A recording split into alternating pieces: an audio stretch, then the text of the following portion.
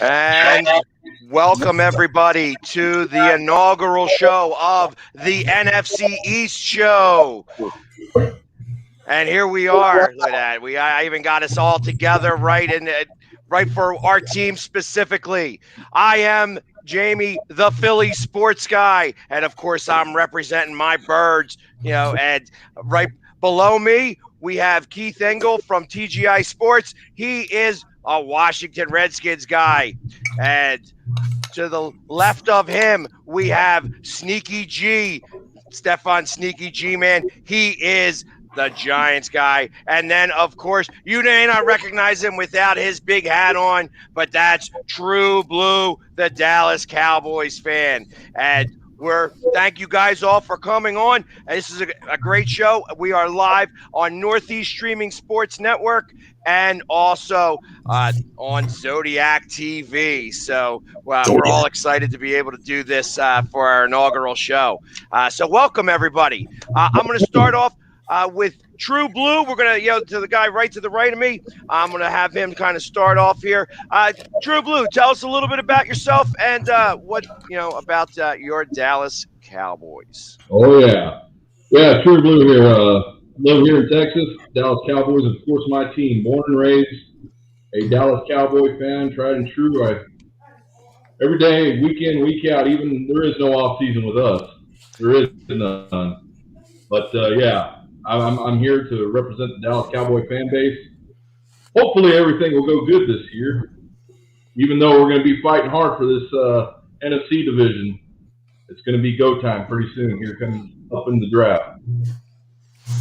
And I tell you, it's specifically with the draft. We'll get to that in a little bit. But you always see the two of us together. Anytime there's an Eagles-Dallas game, they seem to put us right next to each other. So we started to just get tickets right next to each other. It makes it a little bit easier to do it that way. Oh, that's a good-looking guy that I see with Jamie all the time.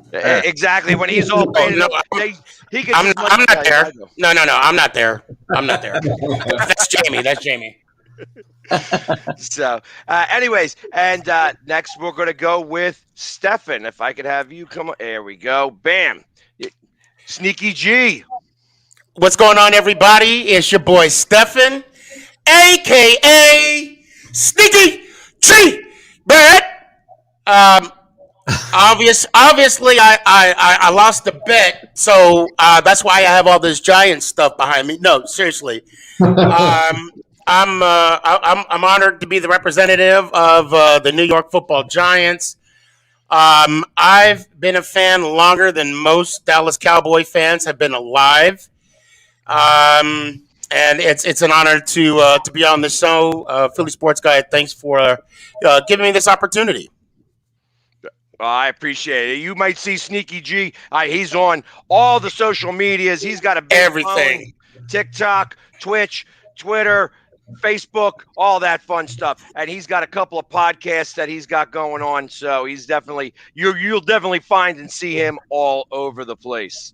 We'll talk about that later. Absolutely. And I'm going to bring on now Keith from TGI Sports. Hey, guys. Good to be with you today. I don't have any snappy intro like our Giant fan. I wish I could. But, I followed the NFC East for many years. I may be the oldest guy in the room, and I go back to Coach Allen with the Redskins, so we can certainly take this back as far as you'd like. And the further back we go, the better, actually, for me. So. Gotcha. For all the Redskins fans, I think the farther back you go, the better. Yeah, the pre-Super Bowl? You know it, George Allen and the Over the Hill gang. There you go. So, and then, I appreciate Keith Kim for coming on. And then, of course, there's myself, the Philly sports guy. You might see me and may not recognize me without all my makeup or my shoulder pads on, but everybody sees me with the number 11. I want you to know that is not Wentz's jersey. I was here before him. I'm here after him. It's my jersey. He was wearing my number. And anybody who's still got a Wentz jersey and you want to keep wearing it, don't worry. I'll be able to sell you a couple of those names, you could have the Philly sports guy on your jersey. And of course, you see me all over the place where I'm on Facebook, TikTok, Twitter, Twitch, Instagram, all those fun things. So definitely you know how to find me wherever social media is. And so let's get started. I'm going to actually start off with the guy who was first in our division this year. We're going to start with Keith. Keith, so obviously last year with COVID being the talk of everything and not being able to get to many games and such like that, and to have a first-year coach to come out and win the NFC East. Talk a little bit about that if you can.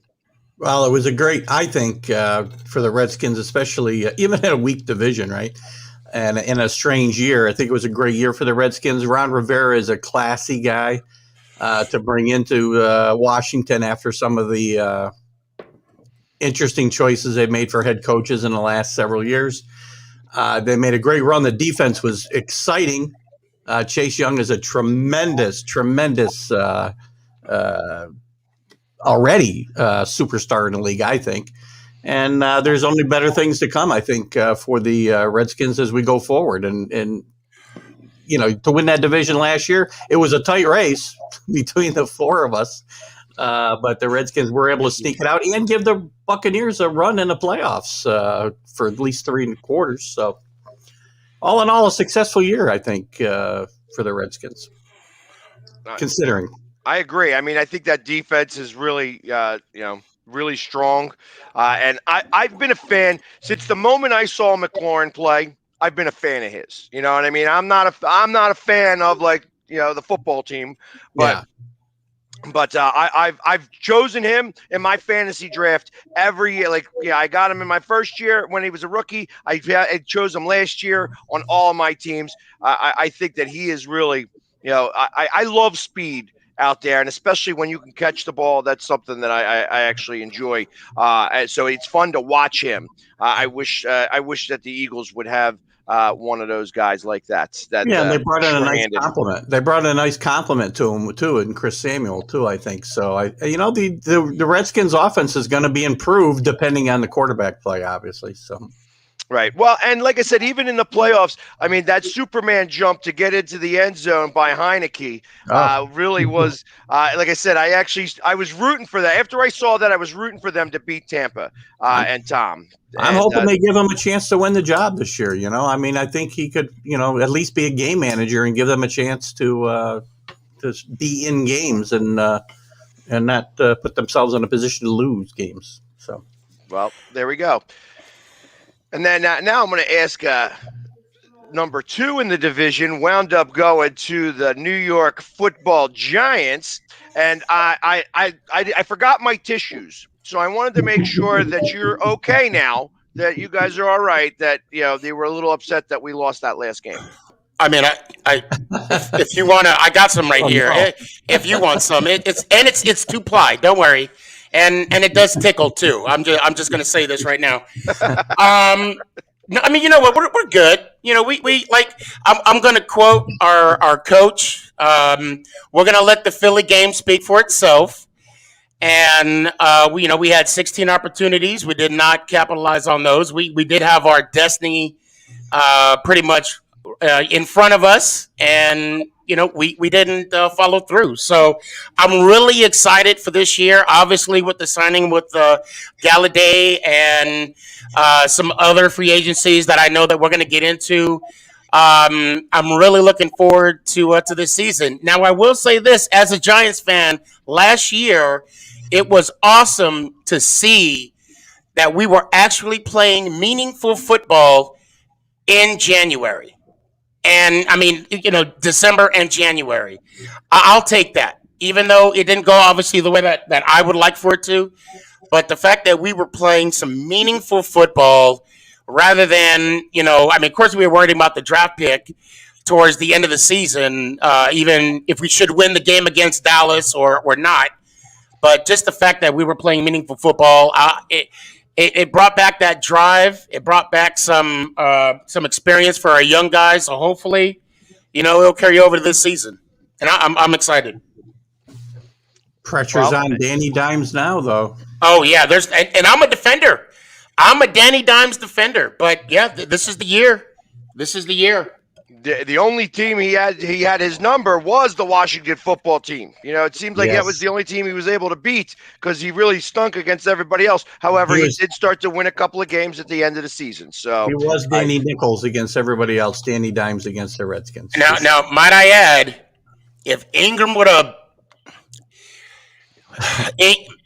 okay, Ingram. That's all I'm going to say. So, all right. And then, of course, third in the division was the hated Dallas Cowboys. Because he knows every time I say Dallas, I usually say Dallas sucks. I said I wasn't going to do it, and I did it. Wait. True Blue, just so you know, that wasn't in my clause. So I can say it. I'm just saying. Oh, it's quite all right.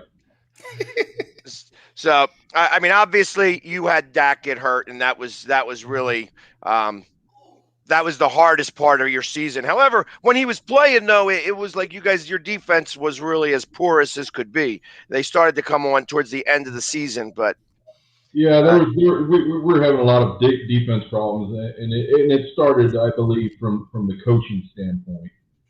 The players wanted to play the defense. We had the guys to play the defense. It was just the coordinator that Mike Nolan just wasn't agreeing. They weren't seeing eye to eye. He wanted a scheme. The players wanted another scheme, and it just wasn't working. And then, I mean, it was bad. It was the defense players were bad. They didn't even want to talk to each other because they were so upset. You'd see it on the sideline. I'd see it on the sideline. They just wanted to get on the bench and then walk away. But it is what it is. That was last year. This is forward. I'm looking forward to this coming year. See what we got going with our new defensive coordinator coming, Quinn out of Atlanta. I think it's going to be a lot better. Well, he definitely brings a little bit more fire. I think that was some of the things that you guys were missing. I mean, not that I cared about that because I was happy that you guys didn't have it. But and then ultimately, like I said, now you guys are going to need another backup quarterback because I tell you, I mean, I was thinking when they re-signed Dak, I was happy to see the fact that they spent a lot of money on him. You know what I mean? Because now they especially this season, they strapped themselves a little bit, but Jerry really didn't have an option. He had to put that money into him, especially because of all the thing. He saw what the rest of the quarterback play was like. I mean, starting with DiNucci when we were at the game. He's definitely back making pizzas now because he wasn't throwing footballs. Wait. So he's not going to be in the Ring of Honor anytime soon? Is that what you're telling me? No Ring of Honor. No. That's okay. a travesty. Yeah, but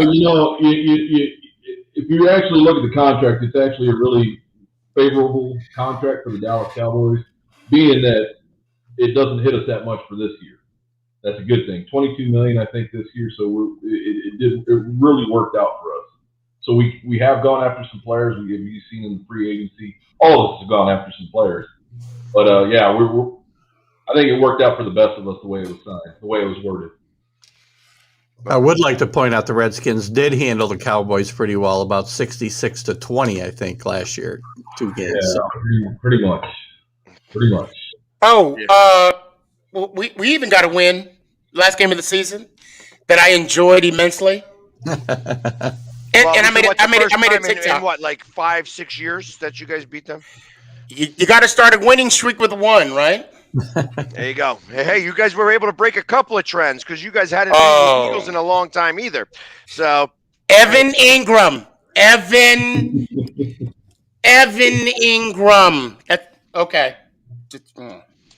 And of course, I get to pick up the rear here because my team had a lot of challenges across the board. Like obviously we have a new quarterback now, and that all came out in the media. Things started to get a little crazy. I find it very interesting that there was so much dysfunction throughout this team this past year and how they couldn't get past it.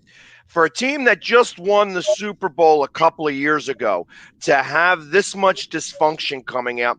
And I think I'm thinking that losing really begets some of that frustration. If you're winning, everything's better. But when you're losing, it just doesn't seem right. And it started with the offensive line being hurt from week one, not being able to have the guys coming in. Peters, actually even beforehand, Peters renegotiating his contract. He was going to play guard, but because he had to play tackle, he wanted more money.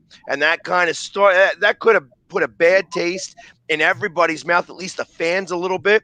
And then to have the type of season that he had, along with losing, obviously Brooks was the best guard in the NFL 2 years ago, and then he has tears his Achilles. Lane Johnson out. When you have an all-pro side of your line, the whole side of the line gone, you can't replace that. It's just not replaceable in any reasonable stretch. And I feel like that's what started the problem. Then you have Wentz being able to, he was a turnover machine. And then ultimately the dysfunction by switching him out and then, having Hurts become the starter. What was it, around week 11 or something like that? And it kind of went from there. Like week 12 is where he started. Week 13 was where he started and finished out the last 4 games. So he played like 4.5 games. But ultimately, things are going to be a little bit different this year. And I'm not sure if that's a good thing or a bad thing yet. Are we happy the coach and the quarterback are gone? I am not happy that Peterson's gone. I liked Peterson. I thought that he was good. You know what? I said from the moment he was hired, he's got the biggest head in the NFL. And when you have a big head, it usually comes with big brains. So, however, there was a lot of frustration that came out after the fact, well after the fact of how everything was handled. I think he was trying to keep Carson Wentz in there, and he was overruled. And now we're finding out more and more that our ownership is like Jerry Jones in Dallas, that he likes to have his fingers in the pie. And ultimately, those fingers, you started to find out a little bit more about what's going on. And that's, like I said, I think that certain things, I like Peterson. I think that Wentz quit. Wentz quit on the team. And ultimately, I remember when we were in Dallas and I was with True Blue, and I even turned to him and I says, with 8 minutes left in the game, it was still a winnable game for the Eagles. And Hurts was having such a poor outing that I was like, maybe they should put Wentz back in to see if he could salvage this game. And they didn't do it. And because of that, because he didn't do that, I felt that the whole team quit. And that's why he couldn't go back in there. And then, ultimately the ownership felt the same way. Said that, all right, maybe it's time to make the change. Peg, ownership has got to stay out of things. And we've got 3 franchises here that have the same problem, obviously, with ownership and getting too involved in the running of a franchise. You hire guys to do a job, to put a team together and to coach that team. And you've got to let those guys do their jobs. So Jamie, I'm gonna get on my soapbox. So get ready. I think Doug. I call him Doug because I lost complete respect for the guy. The day after the Giants beat the Eagles, he came on a radio show, and the segue. They just totally demolished him in the segue. Basically saying that the fan base voted 72% of it's the 72% or 75, whatever the number was, percent of the coach's fault as to why the team is losing.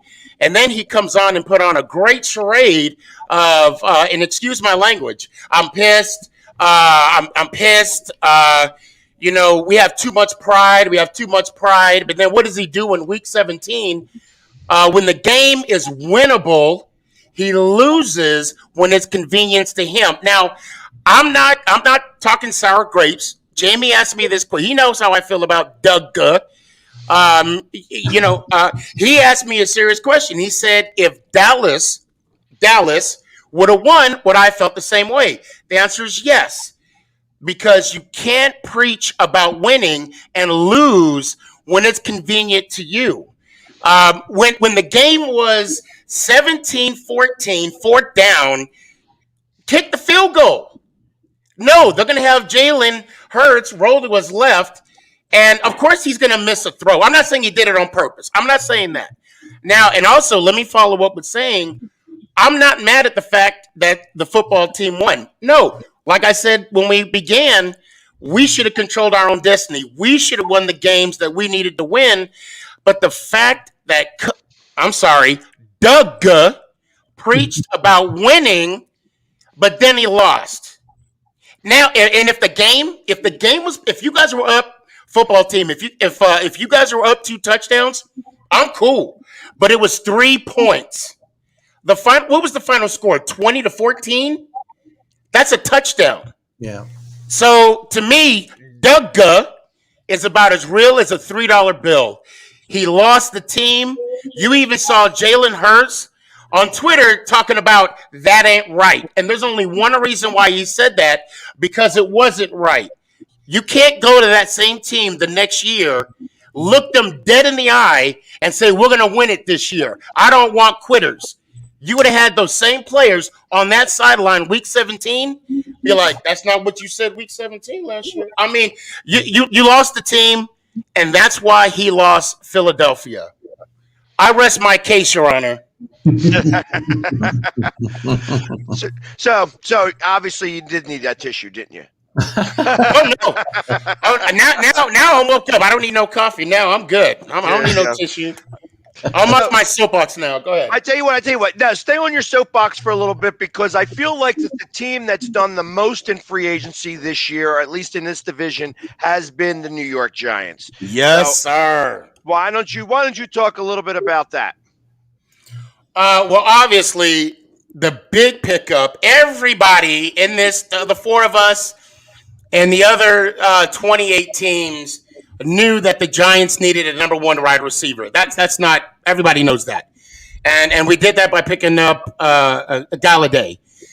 He's going to be a great addition to the offense. Arguably, I feel confident enough to say that we may have one of the best receiving corps in the division. I have no problem saying that.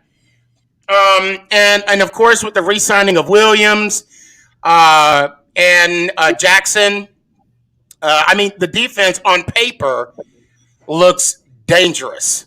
Now Patrick Graham, I'm sorry. Now he's got to put the philosophy in place, and also with the addition with Rudolph, hopefully. Is that a done deal now or not?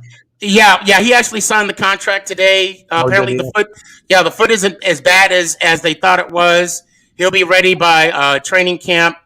If not, and you know what? I know I harp on Evan Ingram a lot. I do, because he is a liability. I don't know if you guys are aware. Out of 11 interceptions that the Giants threw this year, he was responsible for 6 of them, to include the fumble. San Francisco. Don't worry, I didn't forget. Now I hope, and you know what? I'm going to confess. I voted for him for the Pro Bowl. Yes, I did. I might as well just come clean. So I hope that gives him, competition now that Rudolph's there. And how can I forget about the ultimate signing of Mike Gannon, one of the elite quarterbacks in the NFL. Oh, Mike Glennon. Yeah, that's what I was Mike Glennon. You know, he's one of the elitists. Now we officially have the dream team. But in reality, I can't even pronounce this defensive end from the Vikings. Adon Googleby. How you pronounce his name? Obi. You're close. Yeah, I tried. Give me an E for an effort.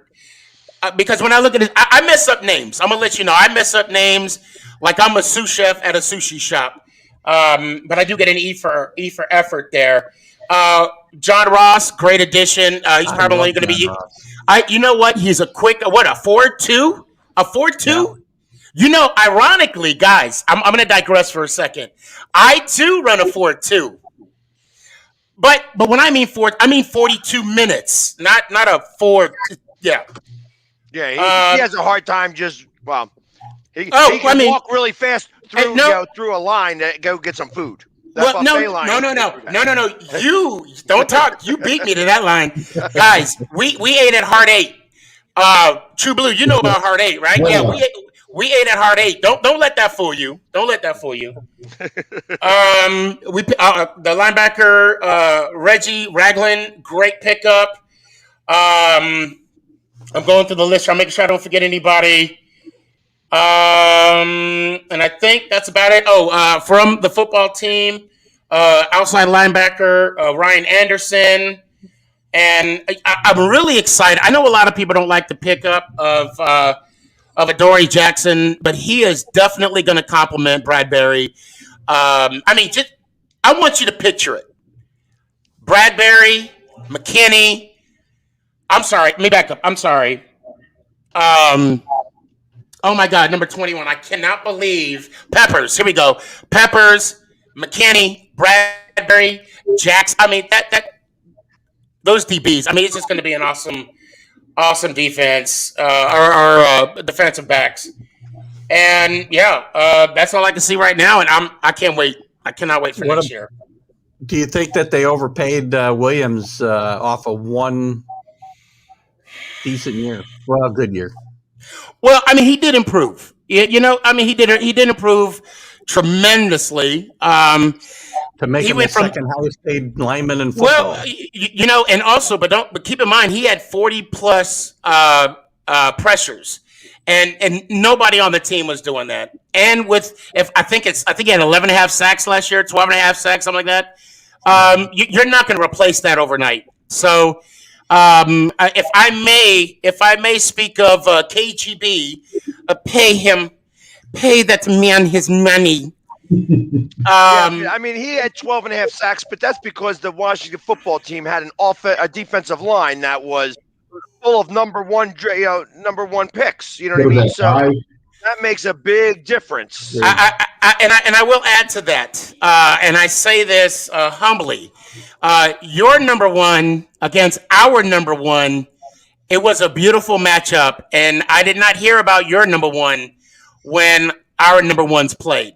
So I hope Thomas just keeps on. He showed improvement throughout the season, better in the second half, and I hope he can keep that and build that momentum. So, because Simmons is a beast. Let's just call it like it is. He's a beast, and the fact that Thomas had him in check, it was a good sight to see. All right, and how about you, Keith? I was going to say Washington's probably been the second, most. I to be honest, I don't follow much of Dallas and who they picked up. I just know that they got signed Dak, so we're going to let Keith go first. Although Dallas may have had more, pickup range and signing. We just signed one right now. Yeah, well, the Redskins made some moves, but whether they're going to be things that they improved. Yes, did they improve a quarterback? I think they really gave Alex Smith kind of a bum's rush myself out of town. Alex Smith was one of the best stories in all of football last year. Yeah. Now I cringe a little bit every time I watch him go on the field because if you see what his leg looks like. There was a story on 60 Minutes about a month ago, and what he went through is unbelievable that he even stepped on a football field. And I really feel that for them to just cast him aside after, everything he'd been through was a little bit – it's a business, I get it. But, you cast him aside for Ryan Fitzpatrick, you never know what you're going to get with Ryan Fitzpatrick. Right. They might better sign Mike Glennon, to be honest with you, than Ryan Fitzpatrick. He'll have 4 good games to start the season, right? Just like he does every year. Probably lock himself up another contract, and the team will be happy. But they did sign. They made some improvements. They signed Chris Samuel, who I think is a nice wide receiver and a compliment to Pag's guy, McLaurin. But overall, there's nothing that stands out as a huge move like the Giants made with Galladay. Dallas obviously brings back Dak, so that's a great addition for them, right? I'm not sure yet with the Eagles. I guess the head coach is a big addition for the Eagles, right? I don't know. I can't even say that because we can't. We can't seem to understand them every time he talks. Well, that might be a problem for the players too, I guess. So, But But the coach said he's going to simplify everything. What are you talking about? He's going to simplify everything. He's going to simplify it. I'm sorry, Keith. Go ahead. I'm sorry. That's okay. And I think the Redskins will start to continue to make progress because that defense is really good. Ron Rivera is a steady coach. He's not a glamour guy like, I don't know. Like, I'm trying to think who we got here. We don't have any glamour guys in this whole division, right? Joe Judge isn't a glamour guy. No, sure. not at all. McCarthy's not a glamour guy, and the speechless wonder and with the Eagles certainly isn't showing any glamour yet. Peterson would have been the big glamour guy in the division if he'd stayed. But I think the Redskins will. I think they'll be competitive and probably be in play for a playoff spot, assuming Fitzpatrick doesn't turn into Fitzpatrick late in the season. Well, and he's good at that. He's good at turning back into Fitzpatrick. Yeah, he is. That's the problem. Maybe by then he won't be playing. Maybe Henke or maybe I doubt Kyle Allen's going to get a shot, but who knows? Yeah, and I think that Kyle Allen is like the coach's guy, right? Like I thought that was. Yeah, he does like him a lot. Yes, he came from Carolina, so he's got some experience with him. So look at it could be an open competition in training camp. You can't just you just can't say to Ryan Fitzpatrick, here, it's your team. I don't think, not at this point in his career, or probably any point. I'm not a Ryan Fitzpatrick fan. Never was. Again, right. This guy made more money playing about 10 good football games in his career than anybody I've ever seen. But God bless him, right? So right. I think they'll be competitive because, again, I think they've got a really solid base on defense and enough weapons on offense to keep them honest, and they got a good head coach. Well, we'll be able to see. And then, of course, True Blue, they said the biggest signing that I heard of was Dak. But, I mean... we just got, just as of 15 minutes ago or so, we got J-Ron Curse, safety from Detroit. He agreed to a contract, so that's good news for us. I mean, we actually signed 3 safeties. Actually, one's visiting tomorrow. Malik Hooker is going to visit tomorrow.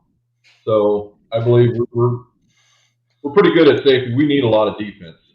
And I need somebody on the defensive line more than anything. I need a nose.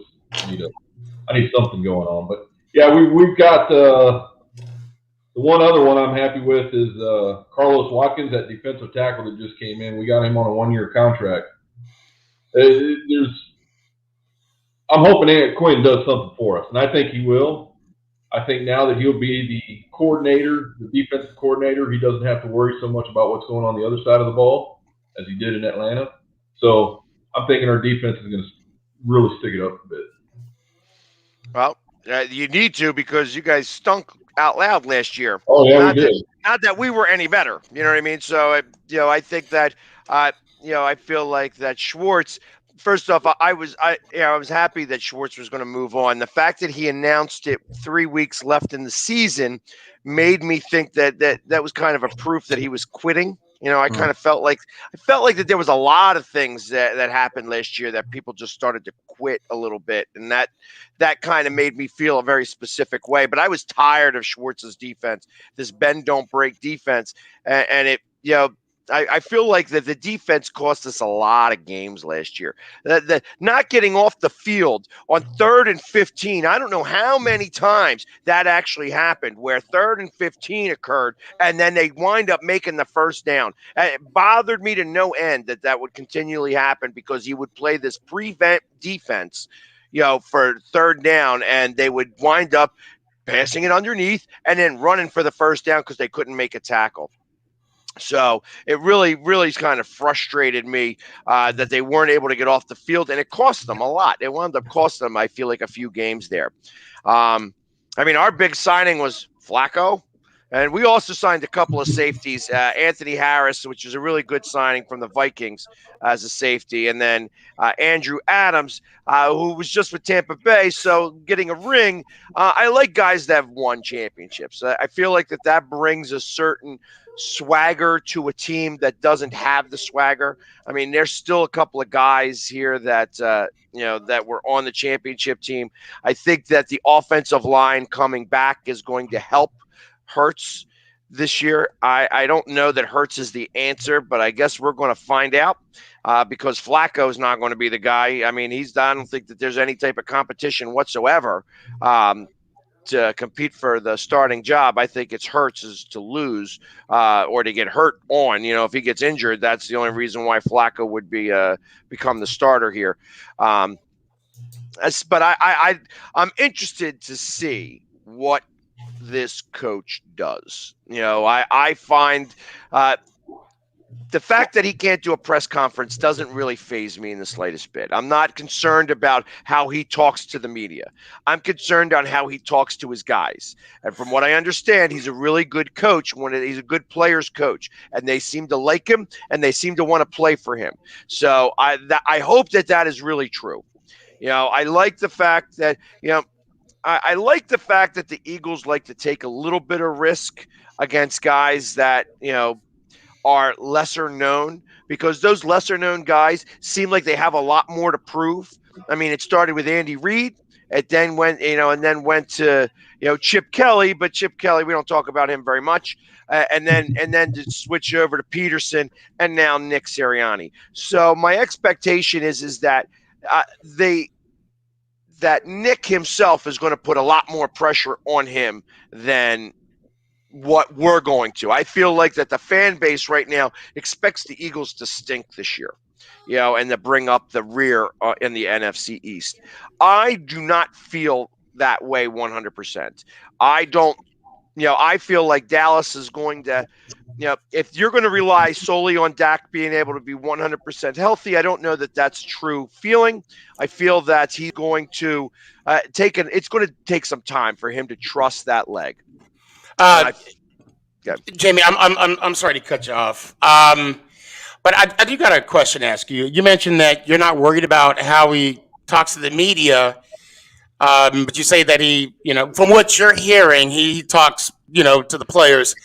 I just want to give you an example. For me, granted, we're on the outside looking in. We're not in the locker room. We don't know what adjustments or, famous coach speeches that he's making. But when you listen to Coach Judd talk to the media, talk to the press, even Belichick has a certain mystique to him.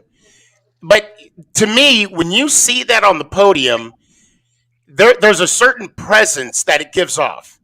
And it's the perception for me that if I were to see something like a Judd or a Belichick, well, let's just call Belichick, because Judge is basically the brainchild of Belichick. Let's just be honest, right? But and to be fair, I don't even know what the Eagles coach's name is. But when I saw him, talking and putting words together, I guess you could say, I was just like, wow, this is their head coach. And in my mind, not me, being a Giants fan, if he can't talk to the media, how is he going to round up his guys? And again, that's just me. That's just me on the outside looking in. And I'm just being honest. It says a lot. Again, but you're right. For all we know, you guys can make another magical run. And here I am with egg on my face saying what I'm saying. But, it is interesting what we're going to see. Because, Keith, be honest. When you see Coach Rivers talk, there's a certain prestige, certain mystique that he has, right? Like there's confidence level. True Blue, McCarthy. I mean, he has this certain presence. And granted, this is the guy, your coach's first year, and I could be wrong, but all I'm saying is, he says a lot without saying too much at all. Well, and I can agree with that a little bit. I know that Doug Peterson had a really tough time with the media when he first started off. He was fumbling over his words and things of that nature. And then 3 years in, he winds up winning the Super Bowl. So if you win the Super Bowl, you sound smart anyway. It doesn't matter what you say. So. Exactly. That's exactly correct. So I don't really care as much as long as he can produce. He's got to be able to produce it on the field. And that's what's going to be most important to me. I have certain thoughts about it. Like I said, Again, who cares that he can't talk to the media? If he starts to fumble things too much, if he's winning games, he's going to figure it out really quickly. You know what I mean? If they're throwing tough questions at him, being in that Philly market, he's going to find out real quick. That is correct. Because if he's losing and they're not showing anything, he won't last very long. It will be not for long in this NFL here. Oh, you know what definitely. I mean? If that's the case. So my expectation is that he will. He's going to. They said he's going to put a lot more on his shoulders. He has no choice. He has to do really well, and that's how he feels. And that by doing that, he's going to be working the long hours. Same thing with like Dick Vermeil. Although Dick Vermeil was, when he came on, he put in 18, 19, 20 hours. I mean, this is a thankless job to be a coach of an NFL team that you never take off. You're always operating, and you never get much sleep. I mean, that's how Belichick lives his life. It's like he hasn't slept in like, 35 years now. But I mean, he's also, been the coach that been to the most Super Bowls. So, I mean, there's something to be said for that. And it's, I hopefully that we'll be able to grow with that as well. Like I said, I'm interested to see. I don't care how he talks. I want to see how it produces out on the field.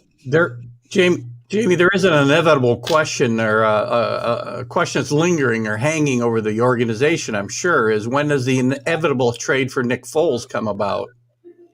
Because it's got to be coming. Well, I don't know that they're going to need to trade him. I think that Chicago's going to wind up dropping him, and then he's going to wind up becoming a free agent. I don't think you make the trade. I wouldn't want to pick up the contract, but I wouldn't be surprised if he came back. The fact that they signed Flacco kind of makes it a little bit less likely that it happens, because you're not going to carry a third quarterback for any reason or for any money.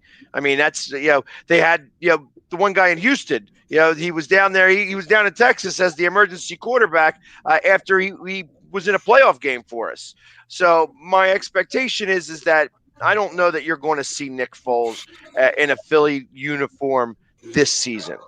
Well, but I wouldn't be surprised for him to come back. Yeah, that's bad for Foles because Philly's the only place he can play and play well.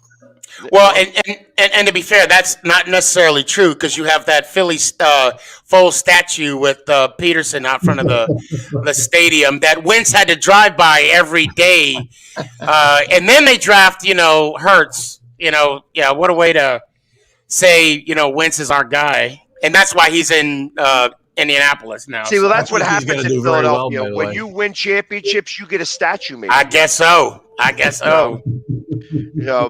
mean, so I'll hopefully Hurts will have one too. I'm ready. I'm ready to see a Hurts statue. Just got to win a championship. That's all you got to do. Simple enough. Oh yeah, very simple. Very simple. Yeah. Exactly. We got to get past the NFC East first. That's first and foremost. So, and as we let's turn to that really quickly.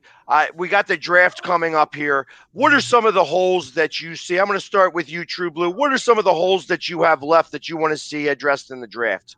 Oh, we're definitely needing a cornerback first round, and then we got to go to the defensive line in the second round. Our cornerbacks are just, I mean, I got Diggs last year, great guy, 12 starts. He had that fractured foot, took him out for 4 games, came back. You saw him there in Philly, what he did to you guys, those couple of interceptions.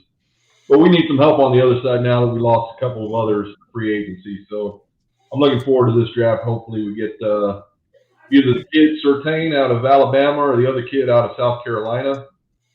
And the coaches actually visited there today. Quinn went up there actually himself to go look at the tryouts today, the workouts for that kid. So it's going to be pretty good. I mean, 10th pick, we're taking a defensive cornerback. I can tell you that much. Well, and it's funny because I'm never one to do many mock drafts, and I was asked to make the pick for the Eagles, and since they asked me not to do a trade, so I was like, all right, because that'd have been the easy way out. I think I could have traded, but I chose Patrick Surtain with my pick.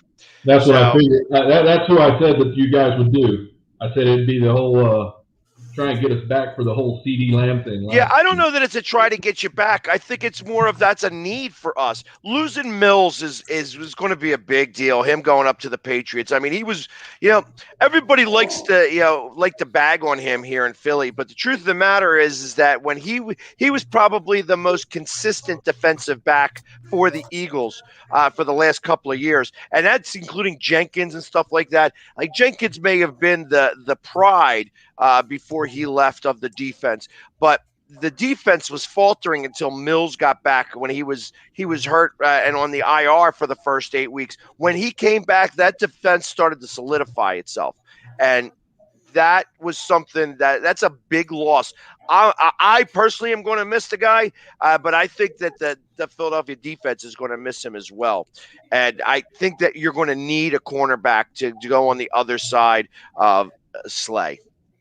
Yeah, that's. I mean, our biggest fault. I mean, there was people getting behind us all season long. I mean, that's inexcusable. I just couldn't understand that. So this year we're going to go after defense on our draft. We've got the greatest first round. We've got 5 players on the first round on our offensive side. Now it's time to start working on the defense. We only got Leighton, LVE playing, middle linebacker. We need him back there. We got Jalen Smith. Sean Lee might come back for another season. I'm not sure about that. Why? I'm sorry. That was my outside voice. I'm sorry. I mean, he's stuck together with duct tape and Gorilla Glue. I'm surprised he's coming back for another. I mean, He is. It's just a good time. I've been hearing Sean Lee coming back for another season for the past 14 seasons. So that's all I'm saying. That's all I'm saying about that. Well, I agree with that. But that's all we have. I mean, that's all. He's a hell of a leader too. That's the thing. Right. But I get it. Why they bring him back? We need to fix our defensive line. That's just our big weak side right now. Our defensive line and safety. So, Sneaky, what are you thinking for the draft? Oh man!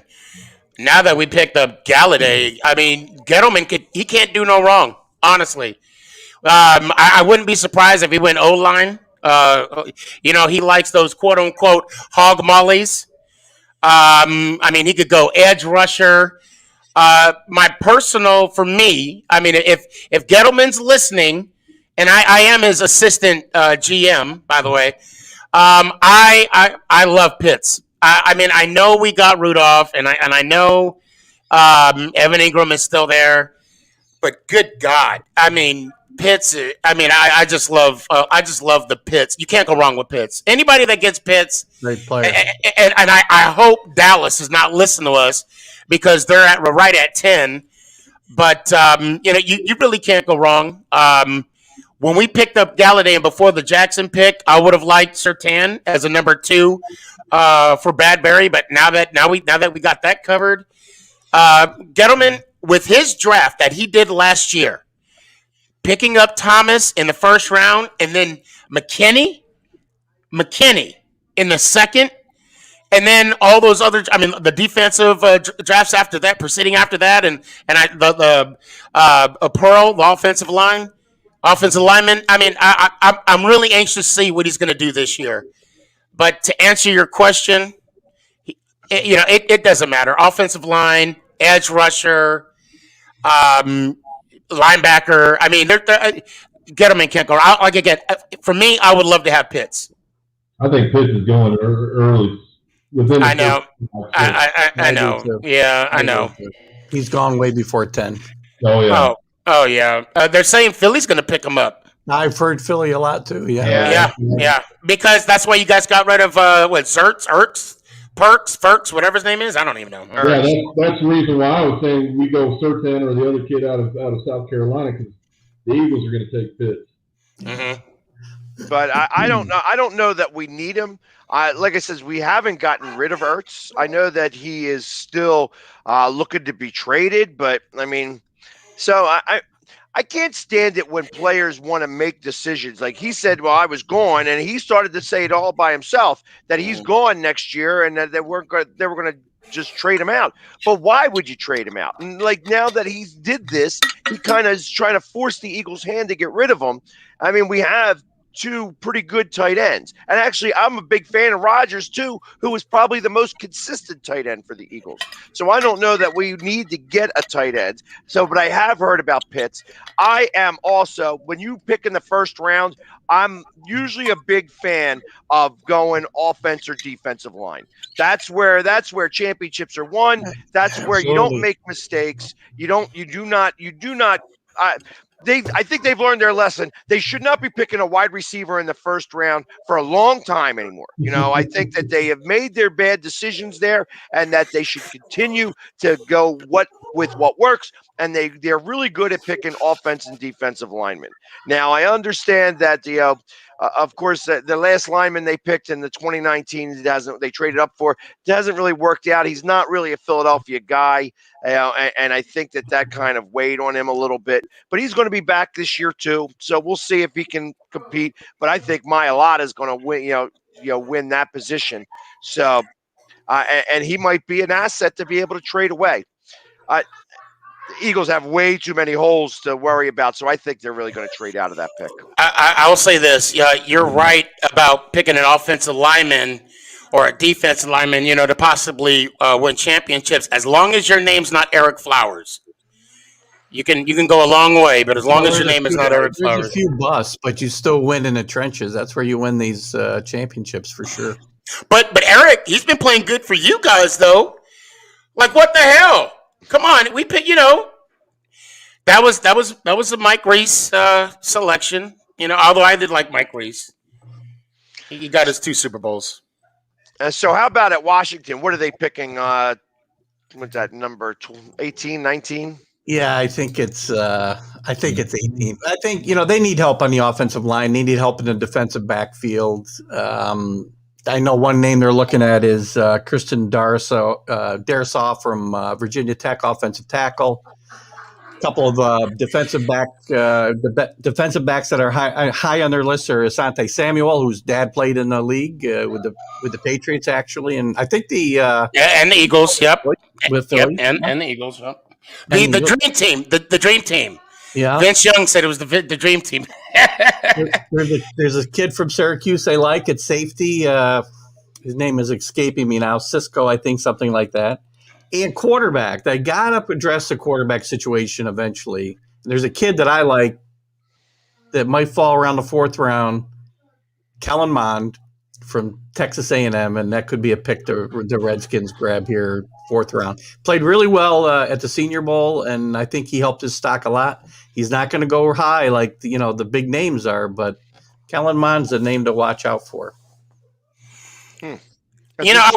I will say this with the draft class this year.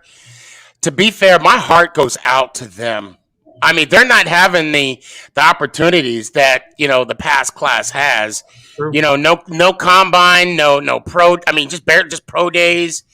This pandemic really put a handicap on some possible. We could have had a Jerry Rice in this draft. We could have had the next Tom Brady, but now that Jerry Rice that would have went in the 5th or 6th round, or Tom Brady, now they unfortunately they probably have a full-time job now.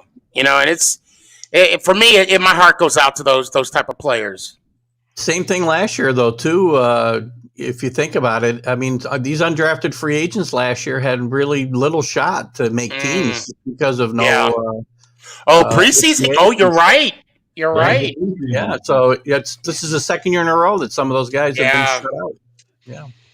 Yeah, and hopefully they bring back a couple of preseason games and that COVID, with everybody getting vaccinated and things of that nature, that COVID kind of subsides a little bit, and we're able to get out to these games, because like I said, even though I got to go to a few games, it's still, half stadiums or a third filled stadiums. I mean, Dallas was the biggest stadium, that the biggest amount of people that was there.